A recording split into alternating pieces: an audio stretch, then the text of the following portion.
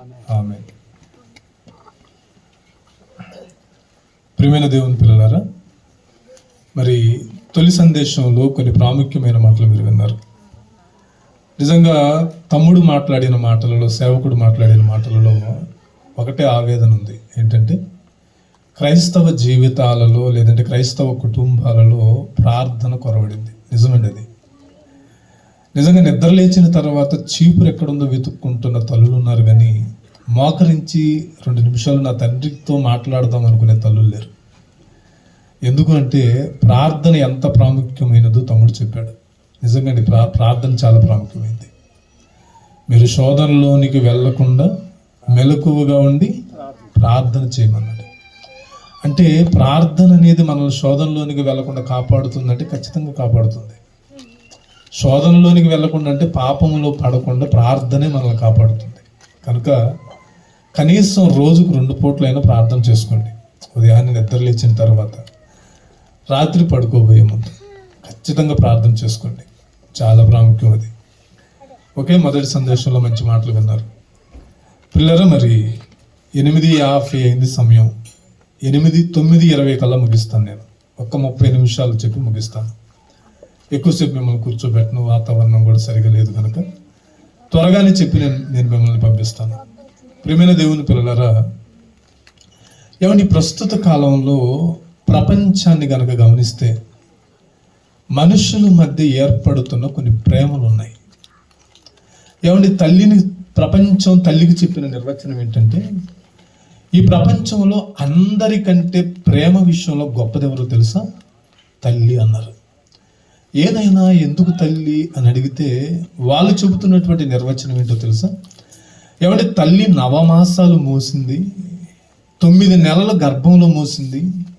ఆ బిడ్డ తల్లి గర్భంలో ఉన్నప్పుడు ఏమంటే ఆహారం ఏదైనా తినాలనిపించినా కూడా తల్లి తన నోరు కట్టుకొని మరి ఈ 9 నెలలలో ఈ బిడ్డని ఈ భూమి మీదకి తీసుకొని వచ్చింది అంటున్నారు. నిజమేనండి, తల్లి ప్రేమ గొప్పదే. మరి తండ్రిని అడిగారు అనుకోండి, ఏనైనా మరి నీ ప్రేమ పరిస్థితి ఏంటంటే తండ్రి గురించి ఏం చెప్తున్నారో తెలుసా? ఏమంటే తల్లి 9 నెలలే మోస్తుంది. ఈ 9 నెలలు మోసిన తర్వాత బిడ్డ బయటకు వచ్చిన తర్వాత ఆ బిడ్డ బాధ్యత ఎవరు తీసుకుంటారు? తండ్రి తీసుకోవాలి. ఆ పిల్లలకు సరిపడా బట్టలు ఉన్నాయా లేవా, లేదంటే ఆ పిల్లల చదువులకు అవసరమైనటువంటి డబ్బు సంపాదించే పనిలో కానివ్వండి, అనారోగ్యం వస్తే వాళ్ళని హాస్పిటల్కి తీసుకొని వెళ్ళే పరిస్థితుల్లో కానివ్వండి, ఎక్కువ బాధ్యత ఎవరిది ఉంటుంది? తండ్రిదే ఉంటుంది. కనుక తండ్రి ప్రేమ కూడా గొప్పదే అన్నారు. ఇకపోతే వీళ్ళిద్దరు ప్రేమలు కాస్త పక్కకు పెడితే వీళ్ళిద్దరు ప్రేమను కూడా డామినేట్ చేస్తూ ఇదిగో మా ప్రేమ గొప్పది అంటూ ప్రపంచంలోనికి కొంతమంది వచ్చారు. వాళ్ళు ఎవరో కాదు, యువకులు. ఏమంటే మేము ప్రేమించుకుంటున్నామండి. ఎంత ప్రేమ? మా అయితే 6 నెలల పరిచయంలో కలిగిన ప్రేమకు ఏమంటే జన్మనిచ్చిన తల్లిదండ్రులను కూడా విడిచిపెట్టే వాళ్ళు లేరా? ఉన్నారు. ఎందుకు లేరు? ఏమండి మన తెలంగాణ జిల్లా జగిత్యాల మండలం అనుకుంటాను, జగిత్యాల జిల్లా, తెలంగాణ రాష్ట్రంలో జగిత్యాల అనేటువంటి ఒక ప్రాంతం ఉందండి. ఆ ప్రాంతంలో 18 సంవత్సరాలు ఉంటాయండి. ఆమెకి పేరు వైష్ణవి. మీరు కూడా వినే ఉంటారు అనుకుంటున్నాను. ఏమంటే యూట్యూబ్లో కొన్ని వీడియోలు చేసుకుంటూ, షార్ట్ వీడియోలు చేసుకుంటూ సోషల్ మీడియాలో అప్లోడ్ చేస్తూ అనేక మంది ఆ వీడియోలు చూడడం వల్ల ఆ అమ్మాయి కాస్త ఫేమస్ అయింది. అంటే ప్రజల్లోనికి ఎక్కువగా వెళ్ళింది. ఎవరు పట్టినా కానీ గుర్తుపట్టేస్తున్నారు. ఆ అమ్మాయి యొక్క యూట్యూబ్ ఛానల్ని సబ్స్క్రైబ్ చేసుకుంటున్నారు. ఆ అమ్మాయి వీడియోలకి కొన్ని లక్షల మంది వ్యూస్ వస్తున్నాయి, ఎక్కువ మంది చూస్తున్నారు. దానితో ఆ అమ్మాయి పాపులర్ అయిపోయింది. ఏమంటే అదే ప్రాంతానికి చెందినటువంటి హరిబాబు అనేటువంటి వాడు కూడా ఇదే విధంగా సోషల్ మీడియాలో కొన్ని వీడియోలు చేస్తున్నాడండి. వాళ్ళిద్దరికి పరిచయం ఏర్పడింది. ఏమంటే వాళ్ళిద్దరికి పరిచయం ఏర్పడిన తర్వాత ఆ పరిచయం కాస్త ఎలా మారిందో తెలుసా? ప్రేమగా మారింది. ఏమంటే చిన్న వయసు కదా, అమ్మాయిది 19 సంవత్సరాలు. ఏమన్నా ఇంట్లో తల్లిదండ్రులు చెప్పారు, అమ్మ వద్దు, చిన్న వయసు నీది, మేము ఉన్నాం కదా, పెళ్లి చేస్తాం, అప్పుడే తొందరపడొద్దమ్మా అని చెప్పి తల్లిదండ్రులను కూడా వారించి వాళ్ళ మాటను కూడా లెక్క చేయకుండా ఆ హరిబాబు అనేటువంటి వ్యక్తిని ప్రేమించి పెళ్లి చేసుకుంది. తల్లిదండ్రుల మాటను కూడా ఏం చేసింది? పక్కన పెట్టేసింది. ఏమంటే దీనికి ప్రపంచం చెప్పిన నిర్వచనం ఏంటో తెలుసా? ప్రేమ అన్నారు.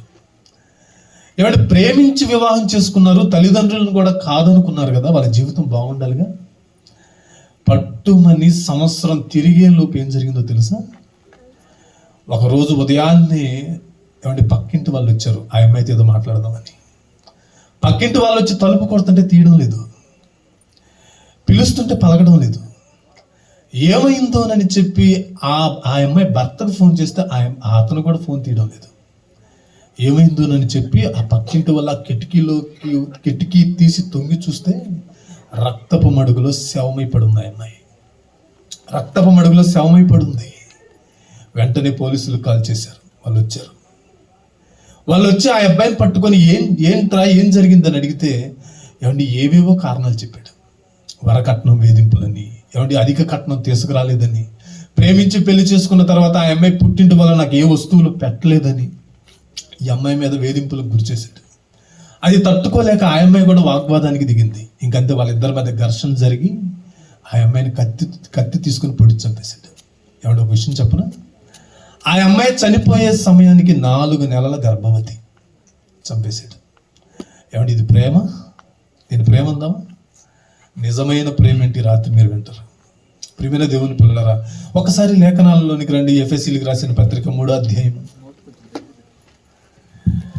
అమ్మ అందరూ కూడా ఎఫెసీయులకు రాసిన పత్రిక 3వ అధ్యాయము 20వ వచనాన్ని దయచేసి అందరూ ఒకసారి తీయండి. ఎఫెసీయులకు రాసిన పత్రిక 3వ అధ్యాయము 18 నుంచి చదవాలి. మీరు అంతరంగ పురుషుని యందు శక్తి కలిగి ఆయన ఆత్మ వలన బలపరచబడినట్లుగాను క్రీస్తు మీ హృదయములలో విశ్వాసము ద్వారా నివసించున్నట్లుగాను తన మహిమైశ్వర్యము చొప్పున మీకు దయచేయవలననియు మీరు దేవుని సంపూర్ణత యందు పూర్ణులగునట్లుగా. ఏమండి దేవుని సంపూర్ణత యందు ఎలా మారాలట? పరిపూర్ణులుగా మనల్ని మారమంటాడు. ఏమంటే ఇక్కడ మిమ్మల్ని ప్రశ్న అడుగుతాను. దేవుని సంపూర్ణత అన్న పరిపూర్ణత అన్న ఒకటి కాదా? కాదు. క్రైస్తవులుగా మారిన మనల్ని ఏమంటే మీరు అంటే సంఘానికి ఉత్తరాన్ని రాస్తున్నాడండి అపోస్తులుడైన పౌలు గారు. మీరు దేవుని సంపూర్ణత యందు పరిపూర్ణులుగా మారమన్నాడు. ఏమంటే పరిపూర్ణులుగా మారాలి అంటే మొదట మనకి ఏం తెలియాలో తెలుసా? అసలు దేవుని సంపూర్ణత అంటే ఏంటో తెలియాలి. ఏమండి ఎవరైనా చెప్పండి, దేవుని సంపూర్ణత అంటే ఏంటమ్మా? దేవుని సంపూర్ణత అంటే ఏంటి? ఇది తెలిస్తేనే అక్కడికి వెళ్తాం మనం. ఇది తెలిస్తేనే అసలు పరిపూర్ణమైన స్థితి ఏంటో అర్థమవుతుంది మనకి. సంపూర్ణత అంటే ఏంటి తెలీదా? పోనీ సిరి అంటే అర్థం ఏంటి చెప్పండి? సిరి ఏంటి అది కూడా తెలీదా? పెద్దగా చెప్పండి. సిరి అంటే వెరీ గుడ్. సువర్ణము అంటే బంగారం. ఇప్పుడు సంపూర్ణత అంటే చెప్పండి. లోకంలో ఉన్నవి తెలుసుకుంటున్న మనకి దేని మీద ఆసక్తి లేదు? వాక్యం మీద ఆసక్తి లేదు. ఏమంటే దేవుని సంపూర్ణత అంటే ఏంటో తెలుసా? యోహాను రాసిన మొదటి పత్రిక చూడండి. పిల్లలు త్వరగా ముగిస్తాను, ఓకేనా? యోహాను రాసిన మొదటి పత్రిక 4వ అధ్యాయం 8వ వచనాన్ని ఒకసారి చూడండి పిల్లలు. మరలా వద్దాం ఇక్కడికి. ఎవరమ్మా ప్రేమస్వరూపి? దేవుడట ప్రేమస్వరూపి అంటే ఇంకేం లేదు. ఆయనలో ఉన్నటువంటి హై క్వాలిటీ ఏంటో తెలుసా? ప్రేమస్వరూపి అన్నట్టు. ఇప్పుడు దేవుని సంపూర్ణత ఏంటో తెలుసా? ప్రేమ అయితే ఆ ప్రేమలో మనం ఎలా మారమంటున్నాడు? పరిపూర్ణులు అవ్వాలండి. అంటే ఒక మనిషి దేవునిగా మారాలంటే ఎలా మారిపోవాలో తెలుసా? ప్రేమ స్వరూపిగా మారాలి. ప్రేమ కలిగిన వాడిగా ఉండాలి. ఎలాంటి ప్రేమ? ఈ లోకంలో ఉన్న తల్లిదండ్రుల మధ్య ఉన్న ప్రేమ కాదండి. ఇందాక సహోదరుడు చెప్పాడు కదా, ఒక తల్లి తన బిడ్డను కూడా చంపి ఎక్కడ పాతి పెట్టిందట? ఊరి చివర. తల్లి ప్రేమ గొప్పదా? తండ్రి ప్రేమ కూడా గొప్పది కాదండి. ఏమంటే యువకుల మధ్య పుట్టిన ప్రేమ కూడా అది అసలు ప్రేమే కాదండి. అది అసలు గొప్పదే కాదు. ఏమంటే దేవుని సంపూర్ణత యందు పరిపూర్ణులు కావాలంటే దాని అర్థం ఏంటో తెలుసా? మనం అందరం కూడా దేవుళ్ళుగా మారాలి. ప్రేమ విషయంలో మనం అందరం కూడా ఎదగాలి. ఆ తర్వాత ఏమంటున్నాడు చూడండి, మరలా వచ్చేయండి ఒక్కసారి ఎఫెసీయులకు రాసిన పత్రిక 3వ అధ్యాయం. మీరు 20వ వచనం, మీరు దేవుని సంపూర్ణత యందు పూర్ణులగునట్లుగా ప్రేమయందు వేరుపారి స్థిరపడి. ఏమండి, ప్రేమయందట వేరుపారి స్థిరపడాలట. అంటే అర్థం ఏంటి? అంటే బైబిల్లో ప్రతి పదానికి అర్థం తెలియకపోతే పరలోకానికి కూడా వెళ్ళాలి. మనం ఏదో చదువుతున్నామంటే కుదరదు. బైబిల్లో 66 పుస్తకాలలో వ్రాయబడిన ప్రతి పదానికి దాని వెనకున్న దేవుని మనసులో ఉన్న అర్థం తెలియాలి మనకి. లేదంటే పరలోకానికి చేరుకోలేము. ఏమంటున్నాడు? ప్రేమయందు వేరుపారి తర్వాత స్థిరపడాలట. ఏమంటే ప్రేమయందు వేరుపారడం అంటే ఏంటి? అసలు వేరుపారడం అంటే ఏంటి? ఏమంటే మీరు ఒక మొక్క నాటారు అనుకోండి ఇంటి దగ్గర. ఈరోజు ఒక మొక్క నాటారు, రేపు ఉదయాన్నే వెళ్ళి దాన్ని అలా పట్టుకొని పీకండి, వస్తుందా రాదా? అమ్మా, వస్తుందా రాదా? చెప్పండి, కనీసం సమాధానం చెప్పండి. వస్తుందా రాదా? ఎందుకు వస్తుంది చెప్పండి? దానికి ఇంకా ఏం పట్టలేదు, వేరు పట్టలేదు. అదే నాటిన మొక్కకి 1 సంవత్సరం తర్వాత వెళ్ళి పట్టుకొని అలా పీకండి, వస్తుందేమో? ఎందుకు రాదు? వేరుపారి స్థిరపడిపోయింది భూమిలో. అది వేరుపారి స్థిరపడిపోయింది. ఇప్పుడు దేవుడు కూడా ఏమంటున్నాడో తెలుసా? ప్రేమయందు మీరు వేరుపారి స్థిరపడండి నాయన అంటున్నాడు.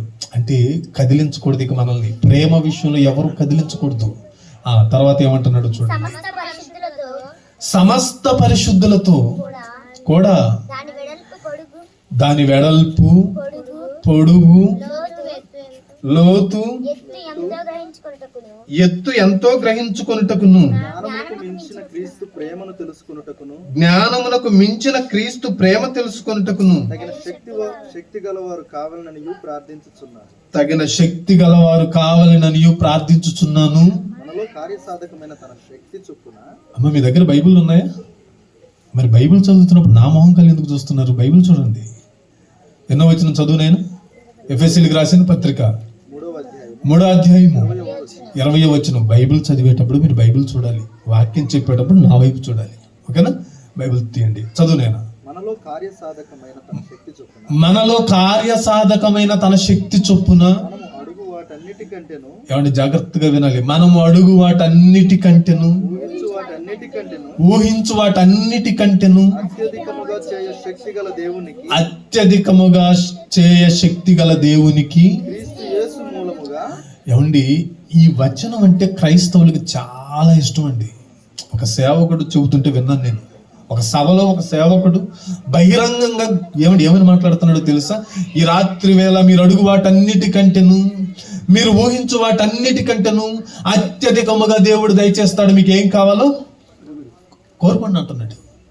ఏమండి, ఏం కోరుకోవాలి? నాకు 7 లక్షలు అప్పు ఉంది, తీర్చమంటే తీరుస్తాడా? పోనీ మీకు అప్పులు లేవో చెప్పండి, పోనీ అడగండి చూద్దాం, తీరుస్తాడా? అడగవలసింది అది కాదండి. ఏం అడగమంటున్నాడు, ఏం అడగాలో కూడా తెలియడం లేదు మనకి. ఏమండి, మరలా చదువునేనమాట. మీరు అడుగు వాటన్నిటికంటేను ఊహించు వాటన్నిటికంటేను అత్యధికముగా చేయ శక్తి గల దేవునికి క్రీస్తు యేసు మూలముగా సంఘములో. ఏమంటే చాలునైనా. ఏమంటున్నాడు?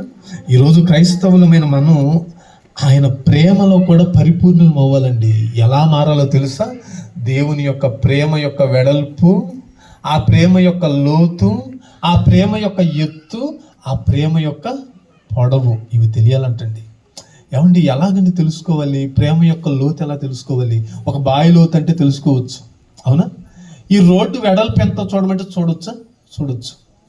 కానీ దేవుని యొక్క ప్రేమ యొక్క లోతు ఎంతో చూడమంటున్నాడండి. ఎలాగ చూడాలి చెప్పండి? ఏమండి, రోడ్డుని అటు నుంచి ఇటు నుంచి కొలత వేయండి, ఎన్ని సెంటీమీటర్లు ఉందో చెప్పండి అంటే చెప్పేయచ్చు మనం, అవునా? చెప్పేయచ్చు. లేదంటే ఒక మనిషి ఎన్ని అడుగులు ఉన్నాడో కొలత ఏమంటే కొలత ఇవ్వచ్చు. ఆ మనిషి ఎత్తు ఎంత ఉన్నాడో చెప్పమంటే చెప్పొచ్చు. కానీ ప్రేమ యొక్క లోతు ఎలాగండి చెప్పగలం? ప్రేమ యొక్క లోతు ఎలా చెప్పగలం? ప్రియమైన దేవుని పిల్లలారా, దేవుని యొక్క ప్రేమ యొక్క లోతు తెలియకపోతే పరలోకం రాదండి మనకి. ఆయన ప్రేమకు ఉన్నటువంటి ఎత్తు ఏంటో తెలియకపోతే పరలోకం రాదండి మనకి. ఎందుకంటే జ్ఞానమునకు మించినది ఏంటట? క్రీస్తు ప్రేమ అన్నాడు. ఆ ప్రేమ యొక్క లోతు తెలియాలి, ఆ ప్రేమ యొక్క ఎత్తు తెలియాలి, ఆ ప్రేమ యొక్క పొడవు తెలియాలి, ఆ ప్రేమ యొక్క వెడల్పు తెలియాలి. ప్రియమైన దేవుని పిల్లలు ఆలోచించండి ఒకసారి. నిజంగా దేవుని ప్రేమ ఏంటో మనకు అర్థమవుతుందా? ఈ రాత్రి ఒక చిన్న ఉదాహరణ చెప్తాను మీకు ప్రేమ గురించి. అది పరిపూర్ణమైన స్థితిని తెలియచేసేది కాదు, కానీ మనలో ఉన్న ప్రేమ ఏ స్థితిలో ఉందో మనకు అర్థం చేస్తుంది. అది 2000 సంవత్సరాల క్రితం యేసుక్రీస్తు వారు చెప్పినటువంటి ఒక ఉపమానం అండి. ఒకసారి మీరు బైబిల్ తీసే లోకాసు వార్త 10వ అధ్యాయం తీయండి. యేసుక్రీస్తు వారు ఏం చెప్తున్నాడో చూడండి. లోకాసు వార్త 10వ అధ్యాయం 30వ వచనాన్ని ఒకసారి చూడండి ప్రియులారా. 30వ వచనం అందరూ తీసారా? లోకాసు వార్త 10వ అధ్యాయము 30వ వచనం. అందుకు యేసు ఇట్లా నిన్ను ఒక మనుష్యుడు యెరూషలేము నుండి యెరికో పట్టణమునకు దిగి వెళ్ళుచు అన్నాడు. ఎప్పుడు దిగి వెళ్తాం చెప్పండి మీరు? దిగడం అనేది ఎప్పుడు జరుగుతుంది? ఎత్తు ప్రాంతంలో నుండి కిందకు దిగుతుండే దాన్ని ఏమంటారు? దిగి వెళ్ళడం అంటారు. ఇప్పుడు ఈ మనుష్యుడు ఎక్కడి నుంచి ఎక్కడికి వెళ్తున్నాడట? ఎక్కడి నుంచి ఎక్కడికి వెళ్తున్నాడట? యెరూషలేము నుండి యెరికో పట్టణానికి వెళ్తున్నాడట. ఏమంటే యెరూషలేము ఎక్కడుంది? పైనుంటే యెరికో అనేది కింద ఉందట. ఆ యెరూషలేము నుండి యెరికోకి కిందకి దిగి నడుచుకుంటా వస్తున్నాడటండి.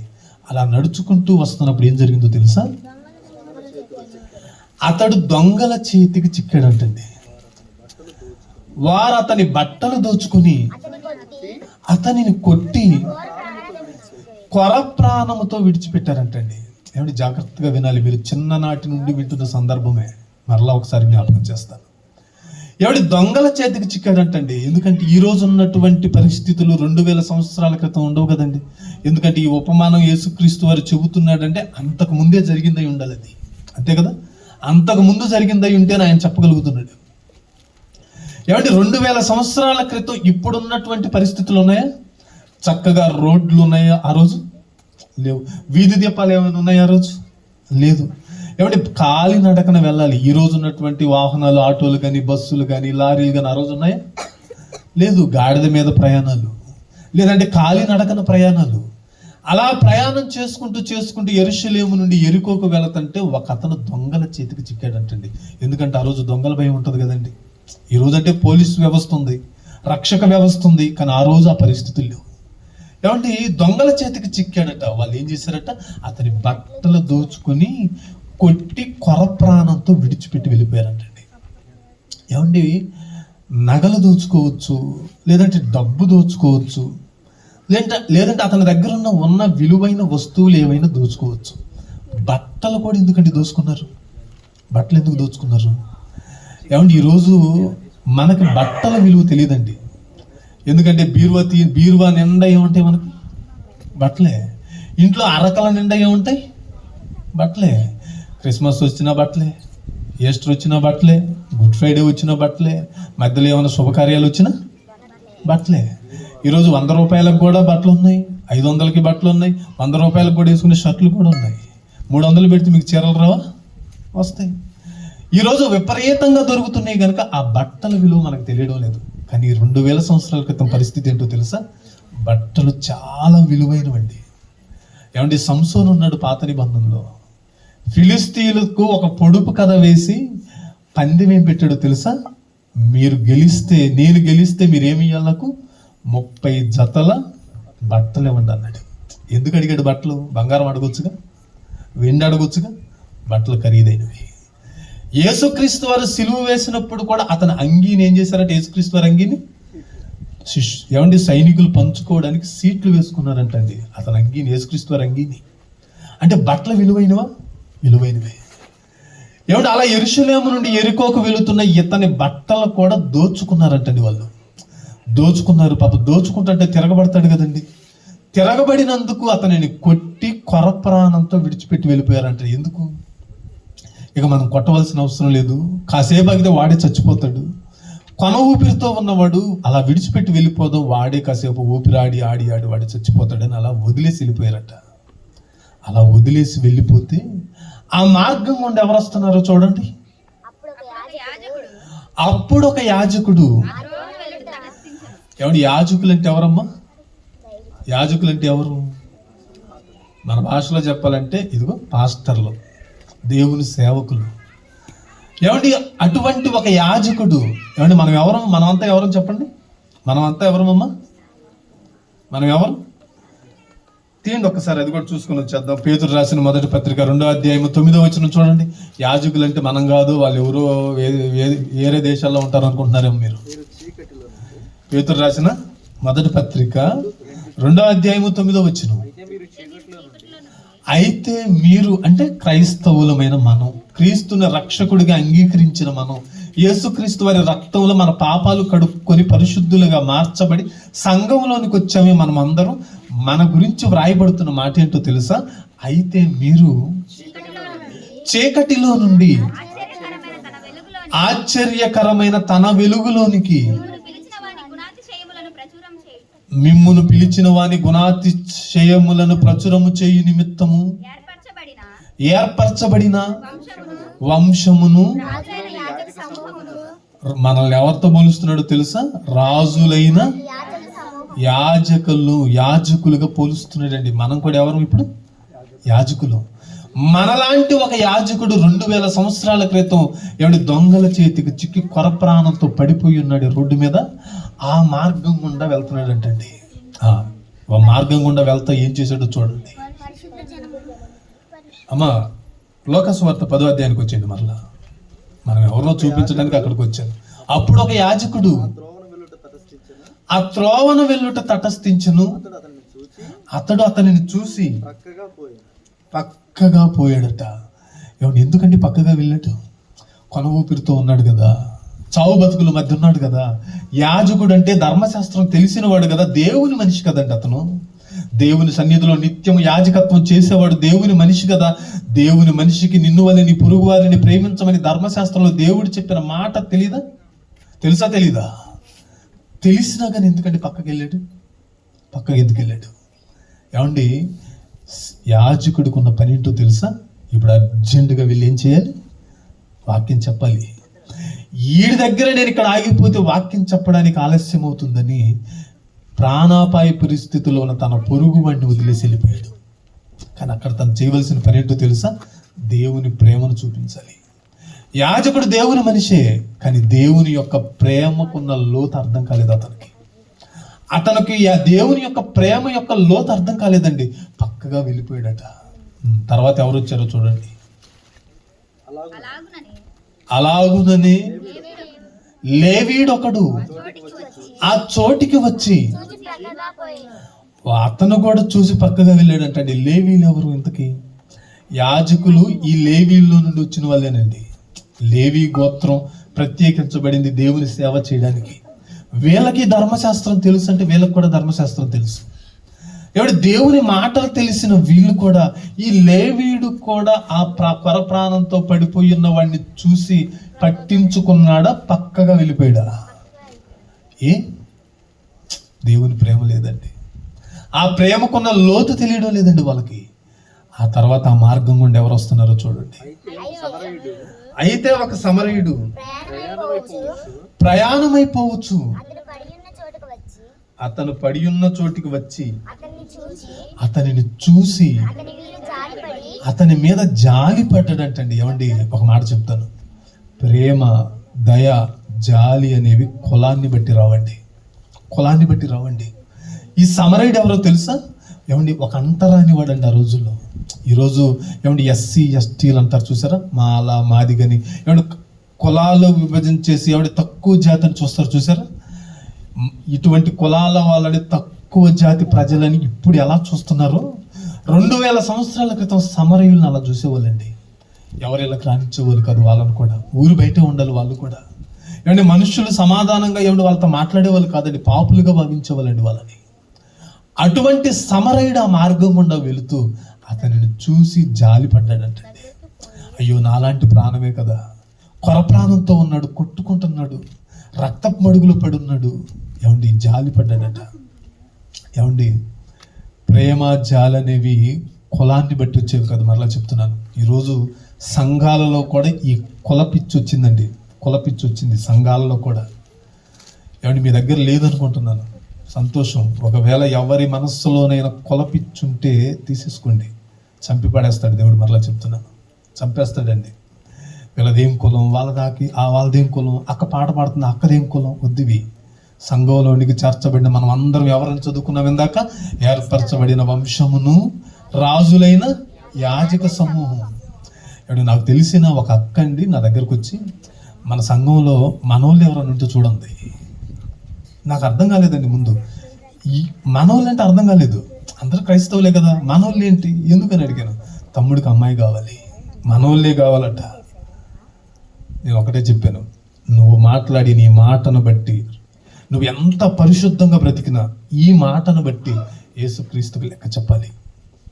క్రీస్తు న్యాయపీఠం ఎదుట నువ్వేం చెప్పాలి? ఈ మాటను బట్టి ఖచ్చితంగా లెక్క చెప్పాలి.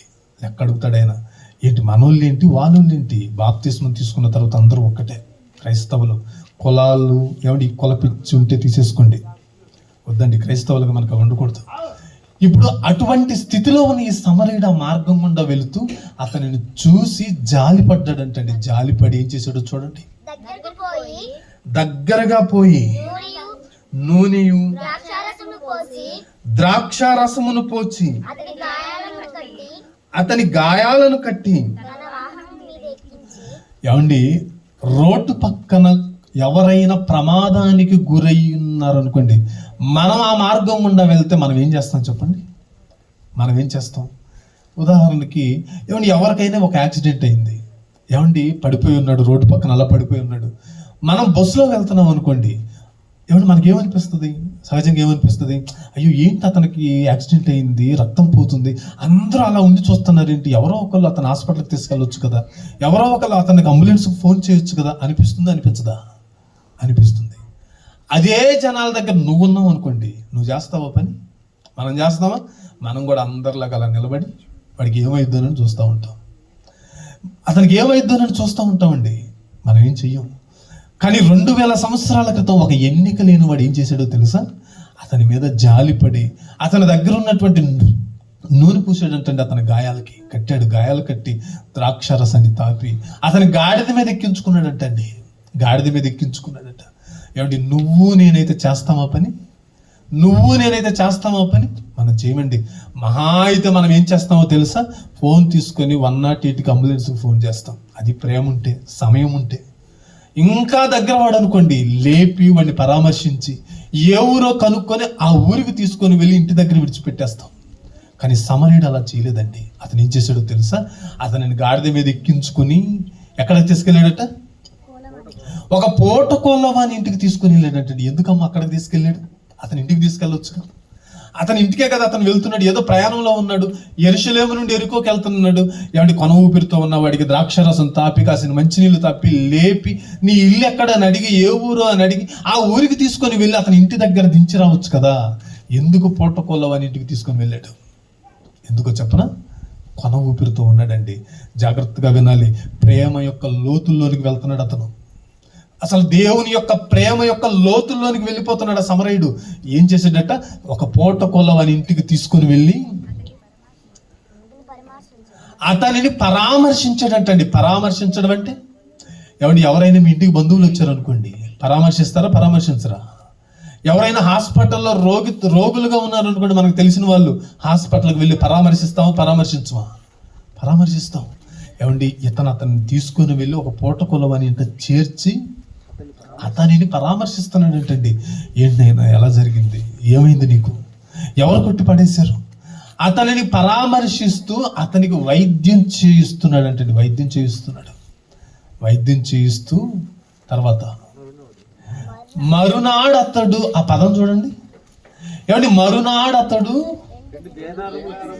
ఏమండి మరునాడు అతడు అంటే ఆ ముందు రోజు అంతా ఎక్కడ ఉన్నాడమ్మా? ముందు రోజంతా ఎక్కడ ఉన్నాడు? ఆ కను ఊపిరితో పడి ఉన్నాడే అతని దగ్గర ఉన్నాడండి. అంటే మార్గం గుండా ఏదో పని మీద వెళుతున్న అతను విడిచిపెట్టి వెళ్ళలేదు. ఏమంటే నువ్వు నేనేం చేస్తాను చెప్పండి? 108 వచ్చిందాకా ఉండి అతనిని 108లో అంబులెన్స్లో ఎక్కించి వెళ్ళిపోతాం ఇంటికి వెళ్ళిపోతాం అంతవరకే. లేకుండా అతనితో పాటు హాస్పిటల్కి వెళ్ళి అతని హాస్పిటల్లో జాయిన్ చేసి అతని దగ్గర డబ్బులు ఉన్నాయో లేవోనని మన జేబులో డబ్బులు తీసి ఖర్చు పెట్టి ఏమంటే అతను కోలుకున్నంత వరకు మనం అయితే హాస్పిటల్లో ఉంటామా మనం? ఉండమండి. కానీ 2000 సంవత్సరాల క్రితం ఆ సమరీయుడు ఏం చేశాడో తెలుసా? అతనిని పరామర్శిస్తూ ఆ రోజంతా అక్కడే ఉన్నాడట. మరునాడు అంటే ముందు రోజు అంతా అతని దగ్గర ఉండి అతనిని పరామర్శించి అతను కోలుకున్న తర్వాత బయలుదేరాడు. అలా బయలుదేరుతూ అతనికి వైద్యం చేసి అతని బాగోగులు చూసిన ఆ పూటకొలవాన్ని పిలిచాడు. ఆయన ఇట్రా పిలిచి 2 దేనారములు తీసి ఆ పోటుకొలవానికి ఇచ్చి ఏంటండి అతని ప్రేమ ఏంటండి? ఆ స్థాయి ఏంటండి? 2 దేనారాలు అంటే అర్థం ఏంటో తెలుసండి? ఈరోజు మీరు కూలి పనికి వెళ్తే ఎంత ఇస్తున్నారు చెప్పండి? మగవాళ్ళకి ఎంతట? 1000 రూపాయలట. ఒక బేల్దారి పనికి పోతే ఆడవాళ్ళకి ఎంత అమ్మా? ఒక 600 ఇస్తారా? 600 ఇస్తారు. ఏమండి ఒక రోజు పనికి వెళితే 600 ఇస్తారే. ఆ రోజుల్లో కూలి పనికి వెళ్తే ఒక రోజు కూలి ఎంతో తెలుసా? 1 దేనారం. ఇప్పుడు అతనికి ఎన్ని దేనారాలు ఇచ్చాడట? 2 దేనారాలు ఇచ్చాడు. ముందు రోజంతా వైద్యం చేయించాడు. తన డబ్బుతోటి చేయించాడు. అతను కోలుకున్న తర్వాత మరలా 2 దేనారాలు తన కష్టార్జితంలో నుండి అతనికి ఇచ్చి ఏమని మాట్లాడుతున్నాడో చూడండి.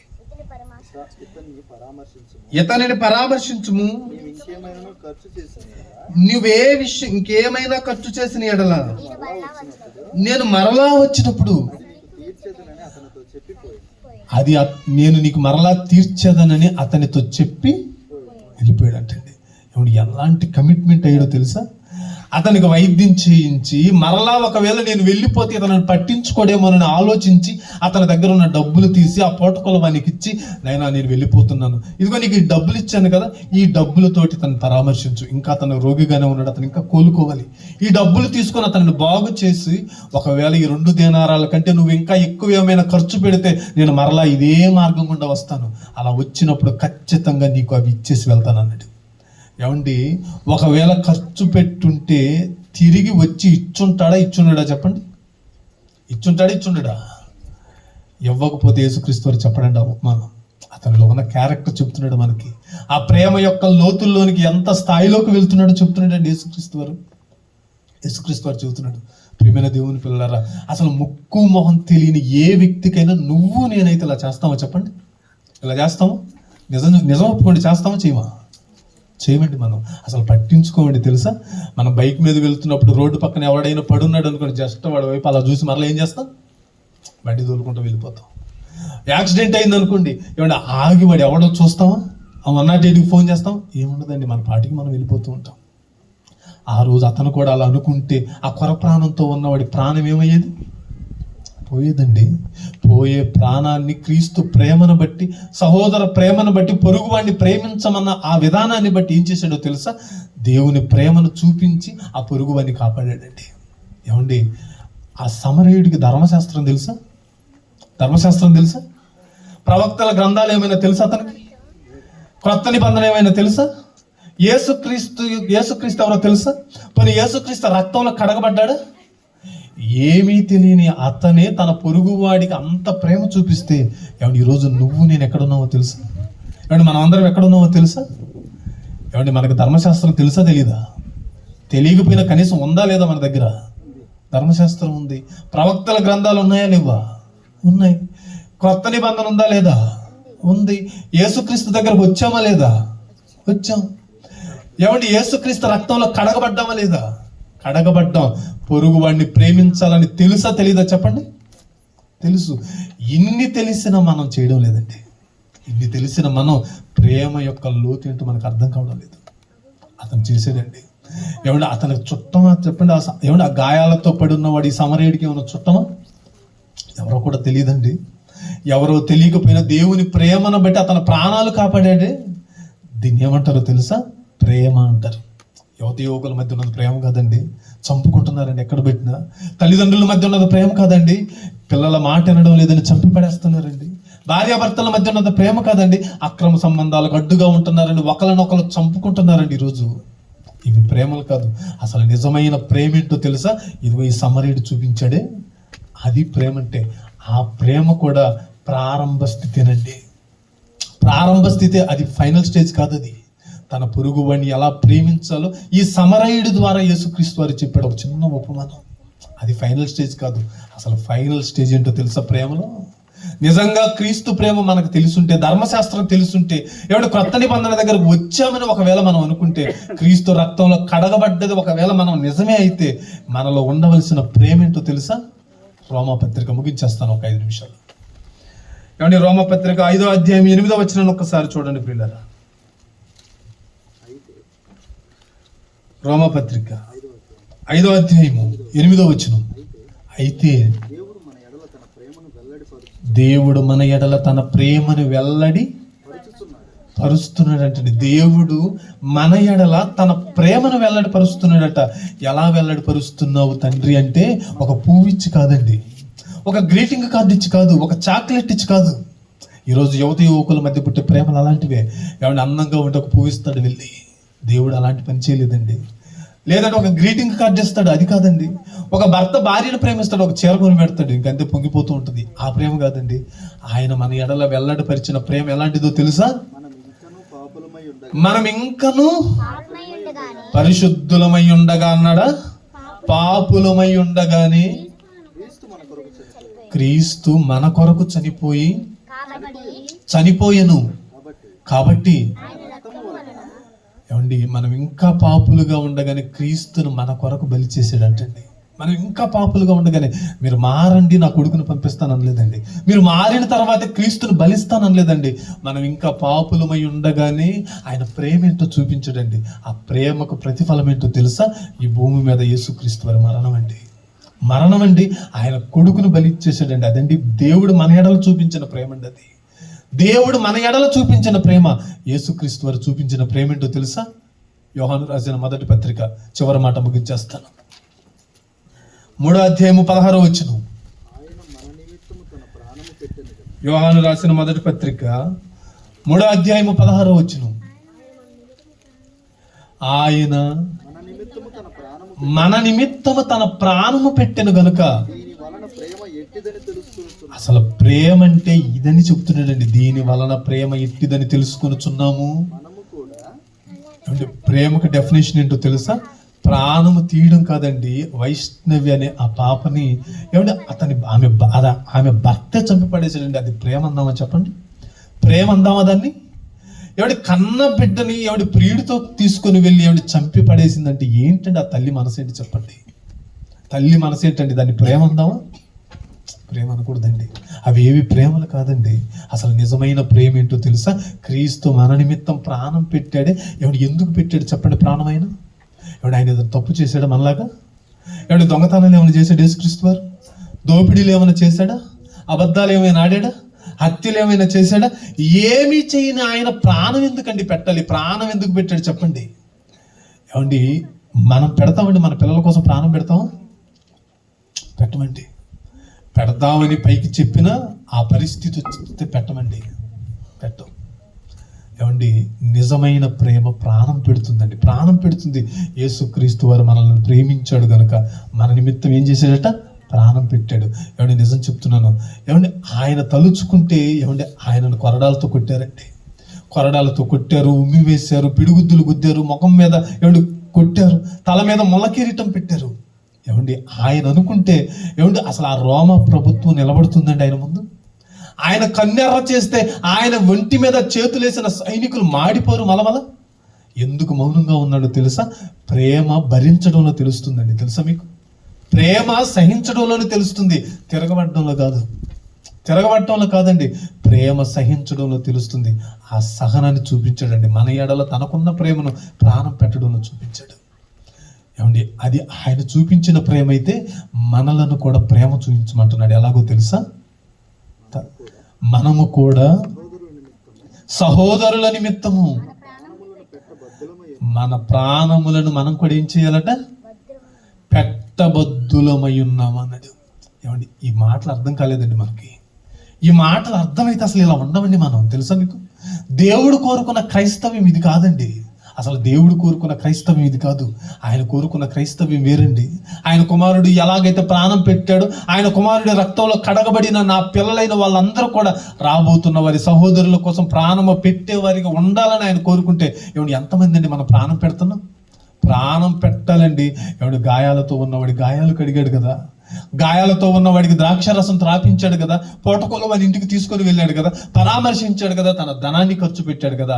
ఇది ప్రేమలో ప్రారంభ స్టేజ్ అయితే అసలు ముగింపు స్టేజ్ ఏంటో తెలుసా? నువ్వు ప్రాణం పెట్టాలి, ప్రాణమే పెట్టాలి. అది ఫైనల్ స్టేజ్ అండి. ఎలా పెట్టాలి ప్రాణం? యేసుక్రీస్తు వాళ్ళ సిలువ వేయించుకుందామా వెళ్ళి? అది కాదండి. ఆయనలా సిలువ వేయించుకోవడం కుదరదు. ఇప్పుడు చేయవలసిన పని ఏంటో తెలుసా? ఈ దేహంలో ఈ ప్రాణం ఉన్నంత వరకు ఆయన పనిలో ఉండాలి. ఆయన పనిలోనే ఉండాలండి. ఆయన పనిలోనే ఉండాలి. ప్రియమైన దేవుని పిల్లలారా, ఆయన పనిలో ఉంటూ నీ సహోదరుల కోసం ఒక ఆత్మను రక్షించడానికి నువ్వేం చేస్తావో చెయ్యి. ఏం చేస్తున్నావు? ఎవడు ఎప్పుడు సేవకుడు చేస్తుంటే ఆ సేవకుడు వెనక వెళ్ళడం కాదండి, వెళ్ళాలి. కానీ అదే కాదు, నీకు నువ్వుగా దేవుని కోసం ఏం ఆలోచిస్తున్నావు ఆలోచించు. మీకు మీరుగా మీ తండ్రి కోసం ఏం ఆలోచిస్తున్నారు? ఏమంటే ఒకప్పుడు మనం పాపులమే కదా, పరిశుద్ధులుగా మార్చాడా? సంఘంలోనికి తీసుకొని వచ్చాడా? ఆయన కుమారుడి రక్తంలో మన పాపాలు కడుక్కున్నాడా? ఎవడు ఎంత చేసిన దేవుని కోసం నువ్వేం ఆలోచిస్తున్నావు చెప్పు. అదండి ప్రేమ అంటే. నీకు నువ్వుగా నువ్వు ఎప్పుడైతే ఆలోచిస్తావో పరలోకమందున్న తండ్రి చూపు మీ మీద పడుతుందండి. లేకపోతే అప్పటి వరకు పడదు. సేవకుడు చేస్తున్నాడు కనుక ఆయన ఎప్పుడో సభలు పెట్టించినప్పుడు ఏదో ఒక 500 ఇద్దాం అనుకుంటే కుదరదండి. అది ఓకే, కానీ దానికి మించి నువ్వు చేయాలి. ఏం చేస్తావో తెలుసా? నీకు నువ్వుగా నీ తండ్రి కోసం ఆలోచించాలి. అదండి ప్రేమ అంటే. అది ప్రేమ అంటే. ఏమండి, దాసరి నారాయణరావు గారు అని ఒక ఆయన ఉన్నాడండి, సినిమా దర్శకుడు. ఒక సినిమా తీసాడండి. ఏంటో తెలుసా? కంటే ఎవరిని కనమన్నాడు? కూతురునే కనమన్నాడు. ఎందుకు నాయనా అని అడిగితే, ఏమండి ఆయనకి 2 పిల్లలు ఉన్నారండి, మగ పిల్లలే. ఆయనకి 2 కొడుకులు ఉన్నారు. వాళ్ళ వలన ఇబ్బందులు పడ్డాడో ఏదో తెలియదు మరి. ఏమంటే వాళ్ళ వలన తలపోటు వచ్చిందో లేదో తెలియదు, కానీ ఒక సినిమా తీశాడు, కంటి కూతుర్ని కనమన్నాడు. ఎందుకు నాయన కూతుర్ని కనమన్నావు అంటే, ఏమంటే కూతురికి తల్లిదండ్రుల మీద ప్రేమ ఉంటుందండి. మగ పిల్లల కంటే ఎక్కువగా ఎవరికి ఉంటుంది ప్రేమ? ఆడపిల్లలకి తల్లిదండ్రుల మీద ప్రేమ ఎక్కువగా ఉంటుంది. ఒకవేళ తల్లిదండ్రులు చనిపోయారు అనుకోండి, కొడుకు దూరంగానే నుంచుంటాడండి. దూరంగా నుంచుండి వచ్చే వాళ్ళు పోయే వాళ్ళు పలకరిస్తూ ఉంటాడు. కానీ తల్లిదండ్రుల శవాల మీద పడి రొమ్ములు బాదుకుంటూ ఏడ్చేది ఎవరు? కొడుకు ఏడుస్తాడా? కూతురు ఏడుస్తుందా? కూతురు ఏడుస్తుంది. ఎప్పుడు తల్లిదండ్రుల దగ్గరే ఉంటుంది. ఏమండి, వివాహం అయ్యి పిల్లల పుట్టిన ఆడపిల్లలకి ఎవరి మీద ప్రేమ ఉంటుందో తెలుసా? పుట్టింటి మీద ప్రేమ ఉంటుందండి. ఉండదా? ఉంటుందండి. నాకు వివాహం అయిన తర్వాత నా భార్యను చూసిన తర్వాత అర్థమైంది అది. ఏమండి, వాళ్ళ ఇంటికాడ ఉందనుకోండి, ఎప్పుడైనా ఇక్కడికి రమ్మంటే వస్తుంది. కానీ ఏం చెప్తుందో తెలుసా? బాగా ఎండగా ఉంది, సాయంత్రం బయలుదేరి వస్తానంటది. సరే నిజమే కదా అనుకుంటాను నేను. ఎండగా ఉంది కదా, సరే సాయంత్రం వస్తుంది అనుకుంటాను. అక్కడికి వెళ్ళాలనుకోండి, మధ్యాహ్నం 3 గంటలకి రెడీ అయ్యి పిల్లల్ని రెడీ చేసి బ్యాగ్ సర్దుకొని ఉంటుంది. ఎండగా ఉందగామా అంటే, ఈ ఎండ ఏం చేస్తుంది, కొంచెం దూరమే కాంటుంది. చూసారా? అంటే ఆడపిల్లకి ఎవరి మీద ప్రేమ ఉంటుంది? పుట్టింటి మీద ప్రేమ ఉంటుందండి. ఉండాలి కూడా, తల్లిదండ్రుల మీద ప్రేమ ఉండాలి ఆడపిల్లలకు కూడా. కంటే కూతుర్నే కనమని ఇది చెప్పాడు ఆయన. ఏమంటే ఆడపిల్లలకి తల్లిదండ్రుల మీద ప్రేమ ఉంటుంది, ఇలా ఉంటుందని చెప్పాడండి. అంటే కూతురు తల్లిదండ్రులను ప్రేమిస్తుందని అతని ఆలోచన. కానీ వాస్తవం చెప్పనా, అసలు నిజమైన ప్రేమ కూతురులో కూడా ఉండదండి. రీసెంట్గా ఒక న్యూస్ చూశాను. ఏమండి, వృద్ధాప్యంలో వణుకుతున్న ఒక తండ్రి చేతిని బలంగా గట్టిగా లాగి పట్టుకొని ఆస్తి పేపర్ల మీద వేలు ముద్ర వేయించుకుంటుంది. ఎవరు? కంటే కూతుర్ని కనమన్నాడే ఆ కూతురే. కనుక ప్రియులారా, ప్రేమ ఎవరిది చెప్పండి? ఈ ప్రపంచంలో గొప్పది ఎవరిది? దేవుందేనండి. ఏంటి ఆ దేవుల్లో ఉన్న గొప్ప ప్రేమ? నీ కోసం ప్రాణం పెట్టాడే, అంతకు మించి ప్రేమ ఏమి లేదండి. అంతకు మించి ప్రేమ ఏది లేదండి. ఎవడు ఒక సమరయుడు చూపించిన ప్రేమ ప్రారంభ స్థితి, తన పొరుగువాడిని ఎలా ప్రేమించాడు చూపించాడు. ఇప్పుడు క్రీస్తు దగ్గరకు వచ్చిన నువ్వు సహోదరుని ప్రేమించాలి. ఆ ప్రేమకు అవసరమైతే నీ ప్రాణం పెట్టమన్నాడు. స్వార్థ నిమిత్తం పెట్టండి, దేవుని కోసం కార్యాలు చేయండి. ఏమండి, దేవుని కోసం ఎంత ఆలోచిస్తారో ఆలోచించండి. మీ బ్రతుకు కాలంలో దేవుని కోసం ఎన్ని చేయగలుగుతారో అన్ని పనులు చేయండి. మరణం తర్వాత విశ్రాంతి అండి, ఈ భూమి మీద విశ్రాంతి లేదు. ఓకేనా? నిజమైన ప్రేమ దేవునిదే. ఆలోచించండి, ఆ దేవుని కోసం కార్యక్రమాలు చేయండి. కళ్ళు మూసుకొని చిన్న ప్రార్థన చేసుకుందాం.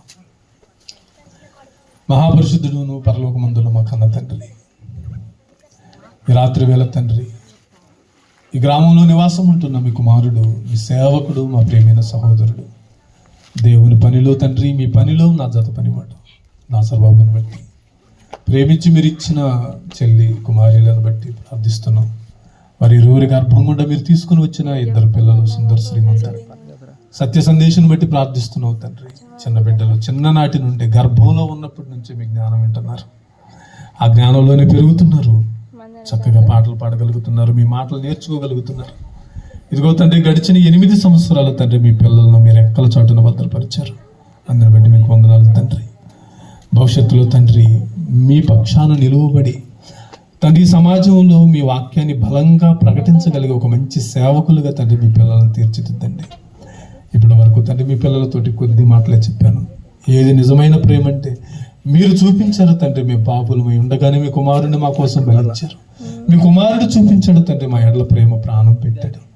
మేము కూడా మా సహోదరుల నిమిత్తం ప్రాణం పెట్టాలని తెలిసినప్పటికీ కూడా ఎందుకో అర్థం కాని అయోమయ పరిస్థితుల్లో నేటి క్రైస్తవులుగా ఉండిపోయాం తండ్రి. మమ్మల్ని క్షమించండి. మీ చిత్తానుసారంగా మేము ఈ భూమి మీద బ్రతకగలిగే గొప్ప భాగ్యాన్ని దయచేయండి. నాకు ముందు మంచి మాటలను తెలియచేసిన మీ కుమారుడు, నా ప్రియమైన తమ్ముడు జాన్వేశ్వరిని బట్టి ప్రార్థిస్తున్నాం. ఈరోజు తండ్రి మీ కుమారుడి పుట్టినరోజు కూడా, మీ కుమారుడికి మంచి ఆరోగ్యాన్ని ఇవ్వండి. మీ సేవలో మరింత బలంగా వాడుకున్నట్లు కృప చూపించండి. మీ చిత్తమైతే మేమంతా జీవించుంటే మరొకసారి మీ పని ద్వారా మేమంతా ఇలా కలుసుకున్నట్లు కృప చూపించమని వేడుకుంటున్నాం తండ్రి. నాకు ముందు కార్యక్రమాన్ని నడిపించిన మీ కుమారుడు సేవకులను జ్ఞాపకం చేసుకోండి, పెద్దలు జ్ఞాపకం చేసుకోండి తండ్రి. మరొకసారి చేరువచ్చిన మీ పిల్లలందరిని బట్టి ప్రార్థిస్తున్నావు తండ్రి. మీ పిల్లలు చేస్తున్న పనుల్లో తోడుగా ఉండండి, వారి ప్రయాణాలలోనూ తోడుగా ఉండండి. ఎటువంటి ప్రమాదాల బారిన పడకుండా మీ పిల్లలందరినీ క్షేమంగా కాపాడండి. కుటుంబాలను విడిచిపెట్టి దూర ప్రాంతాలకు పనుల నిమిత్తం వెళ్ళి కష్టపడి పని చేసుకుంటున్న మీ పిల్లలకు తోడుగా ఉండండి, వారి ప్రయాణాలలోనూ తోడుగా ఉండమని వేడుకుంటున్నాం. ఎవరైనా అనారోగ్య పరిస్థితుల్లో ఉంటే తండ్రి మంచి ఆరోగ్యాన్ని దయచేయండి. మరొకసారి తండ్రి క్రీస్తు సంఘం దొనకొండని ఈ గ్రామంలో పరిచర్య సాగిస్తున్న మీ సేవకుడు నాసర్ బాబుని బట్టి ప్రార్థిస్తున్నాం. మరొకసారి తండ్రి ఈ జన్మదినోత్సవాన్ని జరుపుకుంటున్న మీ కుమారుడు శ్రీమంతుని బట్టి ప్రార్థిస్తున్నాం. మీ కుమారుడికి నిండు నూరేళ్ళు తండ్రి మంచి ఆయుర ఆరోగ్యాలు దయచేయమని వేడుకుంటూ చేరువచ్చిన మీ పిల్లలందరినీ పేరు పేరున మరొకసారి జ్ఞాపకం చేసుకోమని అర్థిస్తూ యేసుక్రీస్తు వారి పవిత్రమైన నామములో ఈ ప్రార్థనను అడిగి వేడుకొనుచున్నాము తండ్రి. ఆమేన్. అందరికీ వందనాలు.